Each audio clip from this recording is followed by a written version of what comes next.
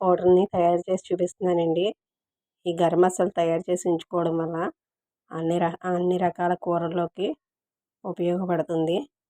ఇందులో కావాల్సిన పదార్థాలు 2 స్పూన్లు జీలకర్ర, 3 స్పూన్లు ధనియాలు, 1 స్పూన్ సోంపు, 1 స్పూన్ షాజీరా, లవంగాలు, యాలక్కాయలు, దాల్చిన చెక్క, 1 మరాఠీ మొగ్గ, జాజికాయ 1, శొంఠి 1, జాజిపువ్వు 1, జాపత్రి, బిర్యానీ ఆకులు,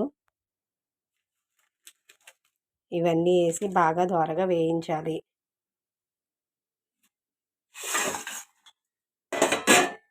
ఇవి లో ఫ్లేమ్లోనే వేయించుకోవాలండి.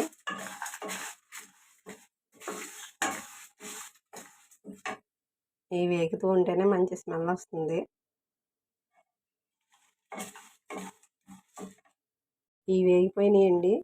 ఒక ప్లేట్లో తీసుకొని చల్లారనిద్దాం. అప్పుడు మిక్సీ పట్టుకుందాం. చల్లారిపోయినాయండి, మిక్సీ పట్టేద్దాం.